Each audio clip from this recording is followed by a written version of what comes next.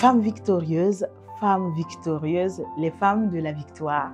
Les couples de la victoire, je suis encore là dans un numéro spécial pour parler d'un sujet spécial. Ce n'est pas un sujet, ce n'est pas un des moindres.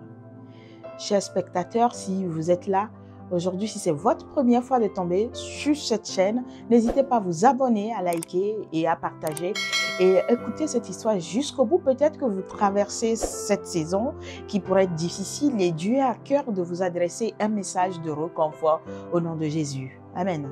Est-ce que vous êtes prêts? On y va. C'est parti.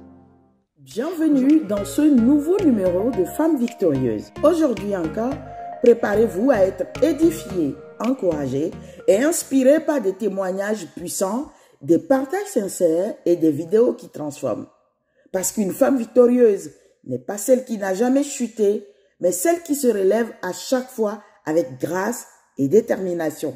Alors, installez-vous confortablement, ouvrez grand votre cœur et laissez-vous porter par ce moment d'espoir et de transformation.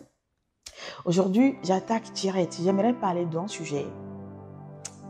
La fausse couche. C'est pas un beau sujet.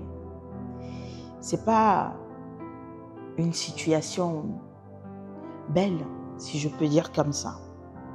En fait, vous vous mariez ou pas, vous êtes tout content. Et comme chaque couple, on rêve, on a des ambitions. Vous commencez à imaginer le fruit de vos entrailles en tant que femme. Le monsieur dit, oh, avec cette belle femme, cette belle fille, cette femme intelligente, telle que j'aime, celle que j'aime, et qui fait la joie de mon cœur. En fait, le début du mariage, avec tout l'engouement, vous avez envie d'avoir un enfant tout de suite. Et puis, Dieu fait grâce et vous tombez enceinte. Et j'imagine les premiers moments, waouh, c'est magnifique. On commence à se projeter.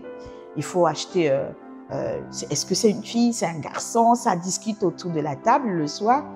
Et puis, le monsieur dit, non, mais je préfère un garçon. La femme dit, je préfère une petite fille. Comme ça, je pourrais lui faire les coiffures et tout. Elle serait belle dans sa robe. Et on se projette, on se dit, on va préparer sa chambre, peut-être on commence à faire de petits ménages, des arrangements dans la maison.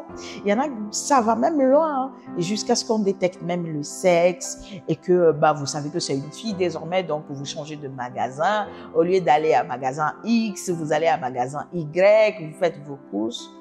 Et en fait, c'est la joie tous les jours. Le ventre, ça pousse, ça sort parce que ça ne va pas en arrière, donc ça va pousser. Et puis, les gens commencent à vous dire, waouh, madame, félicitations. Et monsieur, félicitations. Puis, bim. Un jour, vous vous réveillez et tout ce rêve, en fait, vous avez l'impression de vivre l'enfer. Tout ce rêve s'écoule en l'espace de quelques secondes. Vous vivez, peut-être ça commence par des douleurs, des saignements. Vous avez l'impression que ça peut aller, que ça va aller. Vous espérez, puis doucement, peut-être un jour, au bout de 2 jours, les douleurs deviennent plus intenses et vous n'avez plus d'espoir. Et peut-être, malheureusement, Dieu vous a dit, c'est moi qui vous ai donné ce bébé. C'est une promesse venant de Dieu. Et peut-être vous l'attendiez depuis plusieurs mois. Puis stop. Les ténèbres recouvrent la vie du couple, la vie du quotidien. Alors, dans ce moment-là, qu'est-ce qu'on peut faire? Comment on peut vivre? Comment avoir de l'espérance quand on vit ça? J'aimerais vous dire que, donner quelques versets et puis quelques clés, mais j'aimerais vous dire de vous rappeler de la présence de Dieu et de la miséricorde de Dieu. Première chose à éviter, ne vous culpabilisez pas. Pour dire, généralement les gens disent, moi j'en ai entendu une fois, hey, c'est parce que la femme a avorté dans la jeunesse, c'est parce qu'ils se sont mal comportés. Pas du tout. Peut-être si c'est votre cas, oui, mais qu'est-ce qu'on en sait? Si vous êtes chrétien converti et que vous marchez à nouveauté de vie avec Jésus, sachez que le sang de Jésus suffit pour vous laver complètement de vos péchés. Et du coup, on sort de ces cadres. Maintenant, si vous êtes dans un autre cadre, là, je n'ai pas peut-être la réponse à vous donner. Mais j'aimerais vous dire que ce n'est pas le péché. Parce que les voies de Dieu ne sont pas les nôtres. On ne peut pas savoir, on ne peut pas tout comprendre. Puis, j'aimerais vous dire aussi que c'est un temps de deuil. Il ne faut pas l'oublier. Il ne faut pas dépasser. Il ne faut pas faut pas fuir ce temps ou aller trop vite en besogne. Il faut prendre le temps de se reposer, prendre le temps de prier, de se ressourcer dans la présence de Dieu, de se nourrir de la grâce de Dieu avant de continuer. Surtout, il faut continuer. Je me rappelle bien ma tante qui me disait, tant qu'il y a la jarre, il faut qu'on y mette de l'eau. Et quand on va puiser de l'eau pour mettre dedans, ça sera certainement rempli. Est-ce que vous avez compris mon adage? Il y a tout. Il y a la jarre, il y a l'eau, il y a tout. Donc ça sera à nouveau rempli par la grâce de Dieu. Écoutez ce verset de Psaume 139, versets 13 à 16. Car tu as créé mon être profond. Tu m'as tissé dans le ventre de ma mère. Je te loue de ce que je suis, une créature si merveilleuse. Tes œuvres sont admirables, je le sais bien. Mes entrailles n'étaient pas cachées devant toi. Lorsque j'étais formé dans le secret, tissé dans les profondeurs de la terre, tes yeux ont vu mon corps informe. Tous les jours qui m'étaient destinés étaient inscrits dans ton livre, avant même qu'aucun d'eux ne fût. Et puis un autre verset qui dit, le Seigneur proche de ceux qui ont le cœur brisé et sauve ceux qui ont l'esprit abattu. Avant que cet enfant ne soit formé dans votre ventre, dans votre corps, le Seigneur le connaissait. C'est ce que le psaume 139 nous disait. Et avant qu'un autre ne vienne, le Seigneur le sait. Peut-être qu'il y a un qui est parti, mais je prie que Dieu te ramène des jumeaux à la place, des triples à la place. Dis-moi amen au nom de Jésus. Tout est possible à Dieu. Je prie que si jamais tu tombes sur cette vidéo et tu traverses cette saison, que Dieu te soutienne comme il est écrit que le Seigneur est proche de ceux qui ont l'esprit abattu. Tu peux être abattu, mais tu n'es pas à terre. Tu peux te relever par sa grâce. Je prie que sa main puissante te fortifie et qui te relève de cette épreuve au nom de Jésus. Mais j'aimerais aussi te donner l'espoir. Ici, ce n'est pas une promesse qui tarde nécessairement. Mais le Seigneur dit, je te rendrai les années perdues. Tu as perdu des années, des mois à t'occuper de cette grossesse ou autre. Mais je te dis que Dieu va te donner plus. Et même dans de meilleures conditions en fait. Et encore mieux, tu sais. Et peut-être l'âge te stresse, les conditions te stressent. Tu te dis, waouh, jusqu'à quand? Mais j'aimerais te dire d'espérer en lui. Il est capable de tout. Tu peux espérer en Jésus. Rien ne lui est impossible. Il a fait à Anne, il a fait à Sarah, il a fait à Élisabeth. Ce n'est pas dans ton cas, ce n'est pas dans ton couple, ce n'est pas à ce moment-ci. S'il a fait à Zacharie, qui va s'arrêter de le faire? Que le Seigneur renouvelle votre force et votre espérance en lui.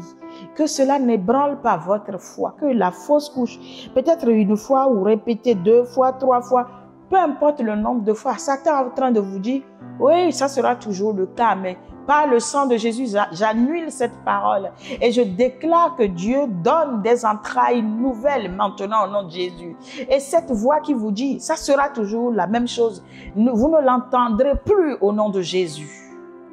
Est-ce que tu peux dire amen au nom de Jésus? J'espère que tu m'as suivi, j'espère t'avoir été utile, j'espère que j'ai pu par la grâce du Saint-Esprit t'apporter un réconfort dans cette épreuve. La parole de Dieu nous dit de prier les uns pour les autres et peut-être à travers ce message, j'ai pu prier pour toi, j'ai pu te donner de l'espoir. Peut-être je parle de ta vie, j'ai raconté ton histoire, l'histoire de votre couple, mais je prie le Seigneur aussi de vous amener à croire et à espérer comme toute attente en lui dans le nom de Jésus. Et ne croyez pas que c'est peut-être l'histoire familiale, que c'est ci, c'est ça. Même si c'est le cas, le sang de Jésus, vous êtes de la lignée de Jésus, le sang de Jésus est plus fort, pas le plus fort que le sang des ancêtres, que les liens familiaux, que tout ce qui peut détruire votre vie. Oui, le diable rôde comme un lion rugissant, cherchant qui dévorer. Mais ce n'est pas votre couple qui dévorera à travers les fausses couches. Il peut essayer, mais Jésus, en Jésus, il y a la victoire. La victoire sera toujours de votre côté. Vous êtes victorieux en Jésus.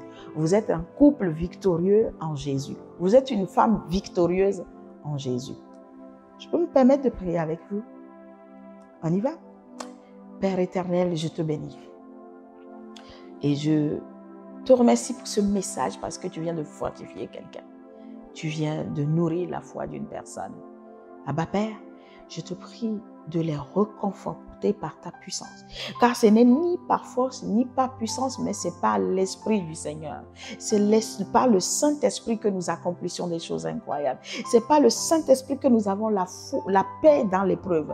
C'est par le Saint-Esprit que notre foi ne s'ébranle jamais. Je prie, Abba, que tu leur donnes la force dans l'épreuve, la persévérance dans l'épreuve, la résilience dans l'épreuve, l'espérance dans l'épreuve, dans le nom puissant de Jésus. Mais aussi, je prie que tu apportes la joie dans la famille avec l'accueil d'un nouveau bébé au nom de Jésus. Ce bébé qui sera béni, qui servira et qui bénira les nations dans le nom de Jésus. Père Céleste, je te remercie pour tout ce que tu fais pour tous ceux qui m'ont écouté. Je prie que tu bénisses les nations au nom de Jésus. Amen. C'est votre première fois de tomber sur cette chaîne, peut-être. N'hésitez pas à vous abonner, à liker et à partager. Et d'ici là, surtout, prenez soin de vous parce que vous êtes une créature si merveilleuse et vous êtes précieux pour Dieu. Et pour ma part, j'ai été ravie d'animer cette émission de Femmes Victorieuses. À bientôt pour le prochain numéro. Ciao!